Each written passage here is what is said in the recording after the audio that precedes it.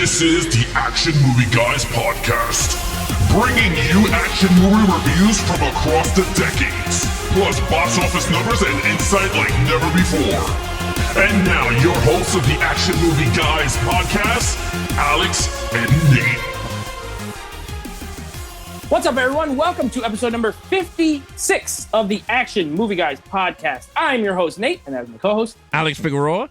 And this episode, we're going to be talking about a little movie called we'll give them the full title. Fast and Furious presents Hobbs Shaw. This is a spinoff, of course, of the Fast and Furious movie, starring two of the characters that appeared in other Fast and Furious movies. They would be Hobbs and Shaw, if you didn't already know. So before we get into the review, of course, if you are watching this podcast on YouTube, please make sure you go ahead and like, subscribe, comment down below. What do you think of Hobbs and Shaw? Give us your scores, give us your ratings. And if you're listening on the go, whether it be Apple Podcasts, Spotify, however you get your podcast, make sure you're subscribed. Click the download button so it automatically gets the new episodes every week. And leave us a comment and a review if you could be so kind.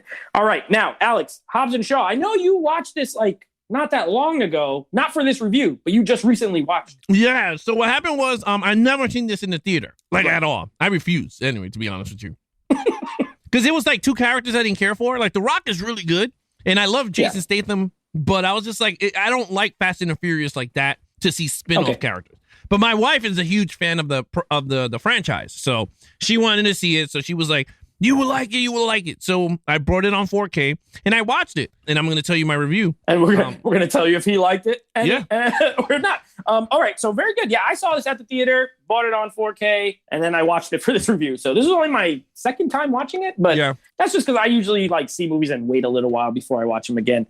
Either way, before we get into the actual review and give you our criteria, we're going to go ahead really quick and give you the box office score or box office total and the Rotten Tomato critical scores here. So, of course, with box office, I always guess. Now, I know the Fast and Furious is a big franchise. These movies make absolutely boatloads of cash. Right. If I remember correctly, Hobbs and Shaw came in a little under the other movies, but I do think it still did well. So I'm going to say that Hobbs and Shaw made $232 million. That's my guess. $232 million.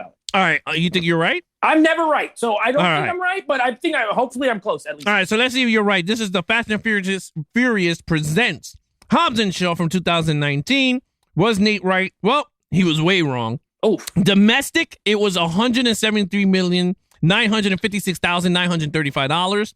International, $585,100,000 for a worldwide total of $759,056,935 on a budget of $200 million.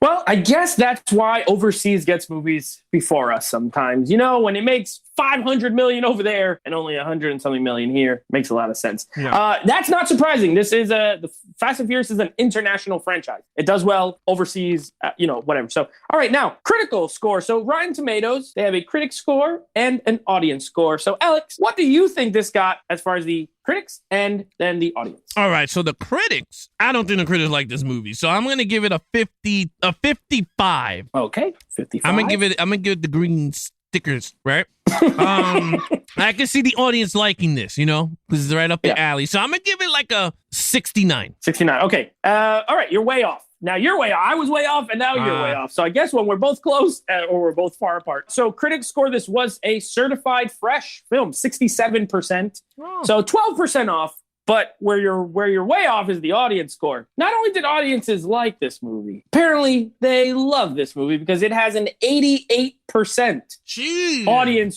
audience rating. A difference of 21% between the critics and the audience. So yeah, they loved it, but who cares? Because when you come to listen to the Action Movie Guys, you are listening to myself and Alex tell you if we liked this movie. So we're going to go ahead and give you our criteria. Of course, we score lead character, main villain, action scenes, storyline, and overall movie on a scale of 5. Then we give you our total points and let you know if we enjoyed the movie or not. So Alex, you get to go first. Lead characters, obviously similar to Lethal Weapon. Yep. It will be both Hobbs and Shaw.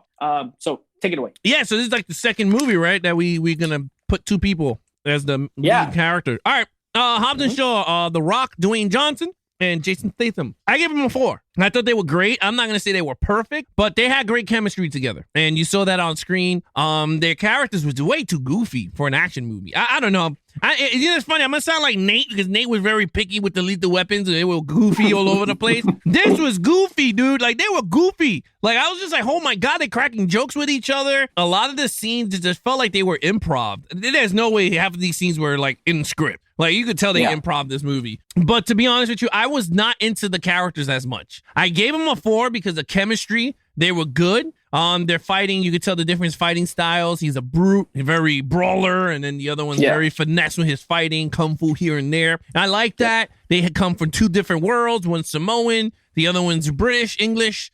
So I like it. Thief, cop, join forces. You know what it is? I'm not into the whole comedy, like action. Like, I like action movies with a little bit of comedy, but not too far-fetched comedy that is just joking all over because then it takes away from the action movie. You know what you understand what I'm saying? For me, I'm not saying for other people. I'm just saying for me, when the comedy overweighs the action, I'm already like, this is not going to go well for my book. But that's just me. I gave it a 4 though for lead character. So I actually have the same exact score as you. I have a 4 as well. Okay. Now I'll tell you though, my reasoning's a little different. So that's cool. We came to the same score, little different reasoning. For me, I actually am a big fan of the Fast and Furious franchise. The reason I take off a little bit is because both of these characters in the Fast and Furious movies are different than they are in this movie. You know what I mean? Like Hobbs, even though there's some humor in those movies, with some of his dialogue, he's like a very serious character. He's a no nonsense,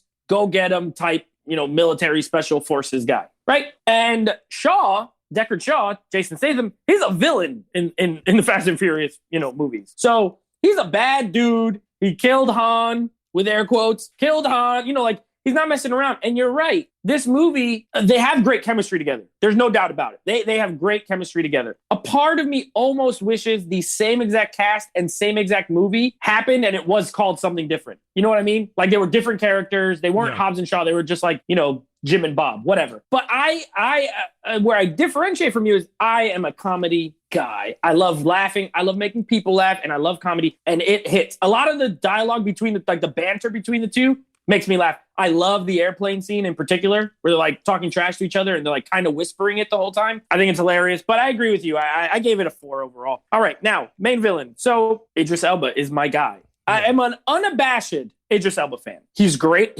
Not only is he a great actor, okay, because he is a legitimately great actor, he's also possibly the coolest man on earth. Okay, if you read about Idris Elba, this guy does everything. He's a rapper, a reggae singer, a DJ, a race car driver. He did like bare knuckle boxing. He's an actor. He's everything. I absolutely love him as a person. And to get him to play a villain, love it. I loved him in this movie. I think this movie's very over the top. It must be said. I know we haven't gotten to story and overall yet, but this movie's super over the top. Okay, even more so than maybe the Fast and Furious movies. Like it's an action comedy and it's got a lot of like futuristic technology and stuff. You know what it reminded me of? Remember the G.I. Joe movie? Any of the G.I. Joe movies really? How they're kind of futuristic, but like not realistic at all. It reminds me of some of that. Some of the like retaliation technology or whatever. Yeah, exactly. Yeah, like some of the technology and stuff like that. I love Idris Elba in this movie. I love the villain. He has a line where he's like, "I'm the Black Superman." And that's pretty much, but he's bad, right? Like he's super powered. I love his fighting thing with the eye where you can tell where they're going to go, like the Sherlock Holmes type thing. I give him a 5. I think he's a great villain. He fights 2 guys and is able to stand with 2 guys fighting at the same time. If that's not a formidable villain, I don't know what it is. So yeah, I loved him in this. So there's a second movie I think I seen him as a villain. The first time I seen him was in Star Trek Beyond. He was the villain and he was amazing. I mean, I'm a big Star Trek fan, so I love that movie. Agree. I hope we cover it in one of the podcasts. That'll be awesome. We got to do it. But him in this movie, he's a well-established actor. And the thing is, like, he reminds me of like Mel Gibson, like how Mel Gibson went from hero to villain and he could just put at either shoe and you're like, holy crap, like Mel Gibson is amazing as a villain. Like even in Expendables 3, he was the best actor in the entire cast, to be really honest with you, in that whole movie. And that's how I felt like with Ezra Alba in this movie. He was great with his line delivery. He was great with the fighting. I wasn't too crazy with the whole, like, his nanobots or whatever the technology hell. The technology thing. It was okay, but it's just like you said. It's just like every other spy movie, right? Like, they're always a villain that has some type of gadgets on him. But I agree with you. I give him a 5 because I'm like, he's a great actor. He was very believable, and there was like no dull moments with him, like even on screen. Like you going, you know what? It's boring. Like no, like when he's on screen, he commanded it. Like just like that's how you want your villains. You want your villains to command it more than the heroes towards the end, right? Like when the heroes come to save the day, that's when they come to light. And I think he delivered on all fronts, and I gave him a 5. Very good. All right, action scenes. Oh, okay. The action scenes. There was a lot of action on this. And they did not hold back on the action. My thing is, it was good action. Some was great, but not too great. Like through the whole movie, right? Like you had the and the thing is like with Fast and the Furious, I'm very and my wife hates it. I hate their action in the movies, right? Because it's so far fetched with the driving, right? They're doing all this stupid stuff, and you go, yeah, right. They can't do this with a car in real life, and that's how I felt like with this movie. Like, you know, Mission Impossible takes the realism into the movies, right? With their stunts, you're going, wow, Tom Cruise really did this, right? Yep. There were scenes in this movie that I was just like, like it was not believable with me, right? And then the whole perfect scene was when Jason Statham goes into the elevator and The Rock throws out the window and he's grabbing. I could not take that. I couldn't take it. I could not take it. I was like, come on. I was like, this big dude would be flying through gravity. Like that's how fast he would be going to hit the floor. I couldn't. I mean, and again, I understand people gonna be like, oh yeah, but you're being too nitpicky. I'm being really nitpicking here. But the scenes that I liked a lot was with Ezra Alba behind the motorcycle. That motorcycle was sick. I don't know why. Absolutely. I didn't care nothing when he slides under the trucks. And he could analyze the distance and all this, and then wherever he's standing, the motorcycle comes to him. I was like, you know what? That's the best part of the movie. I couldn't care for Hobbs and Shaw's action because their action scenes wasn't like memorable for me as much because it was just like it was like over the top stuff, like he's taking a face and ramming it to access the door, and I was like, it's funny once you're stretching the scene out. I gave it a 4.5 in terms of action, but Ezra Alba I could have pushed it to 5. But I think it's a 4.5. Yeah, so this is, of course, directed by David Leitch, one half of the director duo from the original John Wick. Well, then I guess there was no John Wickness in this movie because that memo went out the window. So here's my thing with David Leitch. I think between John Wick and Atomic Blonde, I think contain his best action. He did Deadpool 2. Where everything's very rubbery, in my opinion. Like it's not like it's a goofy movie, but it's not very great action. For me, this is better than that, but not as good as the other two. However, there isn't like you said, there's an abundance. Like there's a lot of action in this movie, maybe to the detriment of some other stuff, but a lot of action scenes. Very over the top. I agree. I like the scene with that you didn't like, but I like it for the comedic element, not for the action element per se. So it really is going to depend on what you enjoy or what you're going to get out of it. It's one of those movies that has something for everyone, in my opinion. But you know, whatever. I gave it a 5. I thought it was. I had a good time. But it's the kind of action that's like it's well shot. It is well shot, especially the scene. Remember the scene where the sister comes and they're breaking out of that facility and it turns into like. She's running on the thing, and then it's a car chase, and like it's well filmed. David Leitch knows how to shoot an action scene, and they use CGI, but they also use a lot of stunt work and practical, which I like personally. So I gave it a 5, but I also found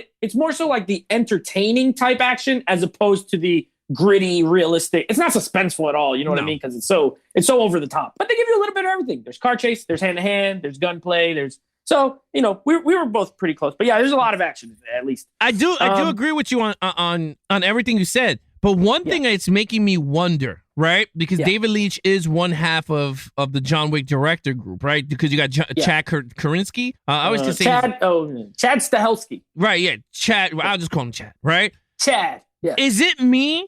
Or does he need Chad to make a good action movie? Because if you look at Atomic Blonde, which we covered here on the Action Movie Guys, I'll just put the link somewhere up here. It fell flat, right? Like it felt a little John Wick, but there was something missing with the story that I think even with Chad, it would have ironed out, right? Like because I think Chad was more of the hand-to-hand fighting more than than David. So if you think David Leitch and Stahelski both come from stunts and second unit directing and stuff like that. So I think that the best movie that either one has done was John Wick 1, personally. Atomic Blonde, I agree. We didn't love the movie itself, but the action scenes were legitimately great. I think what happens is he got into, now, even though Deadpool's rated R, it's basically a PG-13 movie with a bunch of like cursing. You know what I mean? And this one's PG-13 as well. When he gets away from the gritty, realistic action and gets more into the fantastical kind of over the top, I think that's the disconnect, if that makes sense. You know what I mean? I understand what you mean. It's not brutal. It's not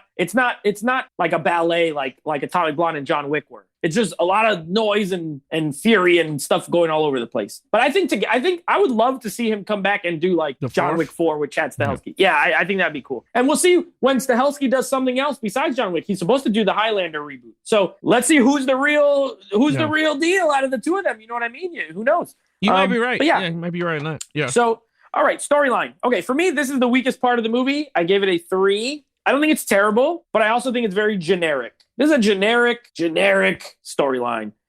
Super secret, bio weapon that the bad guys are trying to get and the good guys are also trying to get. And that's pretty much it. And the only thing is that the sister of Shaw is involved, and then that leads to some stuff. Yeah, it's all right. It's not terrible. But it's generic. You've seen that. If you've seen a spy movie in the last 100 years, you've seen a storyline similar to this. You know what I mean? So it's not very original, but I think they knew that and they didn't care. You know what I mean? Like, as far as writing goes, it was like, hey, we're going to have a lot of action and witty banter. Like you said, I feel like a lot of improv, things like that. And the story is it'll take a back seat. So while it's not absolute crap, like it's not so stupid, it's also very regular. So I gave it a 3. Yeah, in terms of storyline, man, you're right. It's so generic that it reminded me of Mission Impossible 3. I mean 2, right? Because she had to push herself with the chlamydia. Or I hope I said it right? Chlamydia.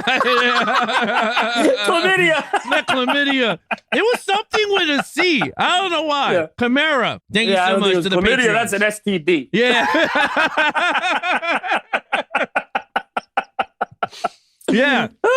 Yeah. She shot herself with that, right? So then it reminded, right? 24 hours to get you. And then he threw the bomb to the wall. Very generic. Well, here they had 72 hours. Yeah, they had 72 hours. They gave him an extra day. Yep. So, you're right. It's a very generic story, and I didn't think they cared. I just think they wanted to milk the cow. That's all it was. I agree. Right? I agree. Yeah. I gave it a 3. It was not a good storyline. The same as every other action movie trope. That's all it was. I like what you said there. This is milk the cow. This is definitely what you would call a cash grab film. Yes. Now, did they make it entertaining? Well, we're almost done, but pretty much. Okay, thank you. It is like it's pretty entertaining. But you're right, it is that. All right. So overall, what do you give it overall? I gave it a 3. Oh, okay. It has great look. I'm going to be really flat out honest right now. Yeah. If you want action, it gives you action. You want comedy, it gives you comedy. You want stupid plot, you got a stupid plot. You got a hot sister, you got a hot sister. Other than that, you enjoy the Fast and the Furious franchise, you got this. Yeah. You eliminate Dom and the other people, that you got Hobbs and Shaw. That's pretty much it. Like, for me, there was no way I was going to give this past a 3. There was no way. Because when I was watching it, I was like, this is a one and done for me. I was never going to watch this again. This is my second time watching it for the review. The first time I watched it with my wife, and I never even thought about it until we did it, until we brought it up. Because the fans voted on it. I was never going to see this movie again. And I don't even think I am going to watch it again. Unless the wife wants to see it. But it's a 3. It's a hard 3 for me. Yeah, I mean, for me, guess what? I will go above the 3. There you go. I gave it a 4. When I saw this at the theater, I had a good time. So, everyone watches movies for different reasons. Sometimes I want something intellectual. I want something that's going to, kind of stimulate the brain. And sometimes I want to have a good time. This movie is that second one. This is a good time movie. It's funny. It's got tons of action. It's cool to look at. You got beautiful people. For the ladies, we got Jason Statham. We got The Rock, right?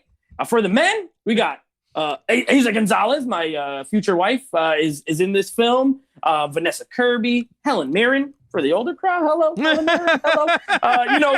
There's a little bit of everything in here. Beautiful people. Yeah, beautiful people. Beautiful cars. It's stunts. this is a kind of a throwback. It reminds me of like a 90s action movie in my opinion. Yeah, like it's very I can see over the top. It just has newer effects. If you know what I mean, like they just have better effects now. But yeah, it's that style of movie. I love The Rock. I love Jason Statham. I like the cameos. Ryan Reynolds and Kevin Hart both made me laugh when they popped up in their scenes. They're cute. They're throwaway. They're filler, but they also made me laugh. So I enjoyed it. I gave it a 4 total. So altogether, for me, that comes out to a 21 out of a 25. I like the movie. I don't, but that's just me. What did you give it? Total? I gave it a 19.5. Close. No, so we're in the ballpark. Yeah, this is a good time movie.